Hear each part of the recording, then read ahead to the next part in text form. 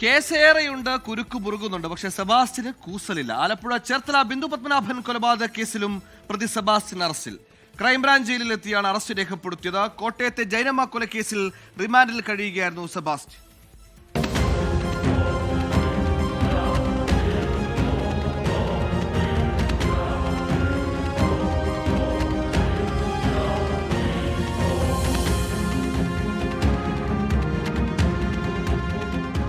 കൊലപാതക കേസിൽ സെബാസ്റ്റ്യനെ കസ്റ്റഡിയിൽ ആവശ്യപ്പെട്ട് ചേർത്തല കോടതിയിൽ നേരത്തെ അന്വേഷണ സംഘം അപേക്ഷ നൽകിയിരുന്നു. ഇതിന് പിന്നാലെയാണ് അറസ്റ്റ് രേഖപ്പെടുത്തിയത്. ബിന്ദു പത്മനാഭനെ കൊലപ്പെടുത്തിയതായും സെബാസ്റ്റ്യനെ ഒന്നാം പ്രതിയാക്കി കേസെടുത്തതായും ക്രൈംബ്രാഞ്ച് അന്വേഷണ സംഘം കോടതിയിൽ റിപ്പോർട്ട് നൽകിയിരുന്നു. കാണാതായ 2006 തന്നെ ബിന്ദു കൊല്ലപ്പെട്ടതായാണ് റിപ്പോർട്ടിൽ പറയുന്നത്.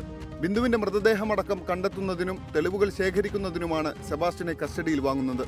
2021 ബിന്ദു പത്മനാഭൻ കൊല്ലപ്പെട്ടതായി നിഗമനത്തിലെത്തിയെങ്കിലും സംശയനിഴലിലായ സെബാസ്റ്റ്യനെതിരെ അന്ന് കൊലപാതക കേസ് എടുത്തിരുന്നില്ല. 2017 സെപ്റ്റംബറിൽ ബിന്ദുവിന്റെ സഹോദരൻ പ്രവീൺ കുമാർ ആഭ്യന്തര വകുപ്പിന് നൽകിയ പരാതിയിൽ ആദ്യം പട്ടണക്കാട് പോലീസാണ് അന്വേഷണം നടത്തിയത്. പിന്നീട് സംസ്ഥാന ക്രൈംബ്രാഞ്ചിനെ അന്വേഷണ ചുമതല ഏൽപ്പിച്ചു.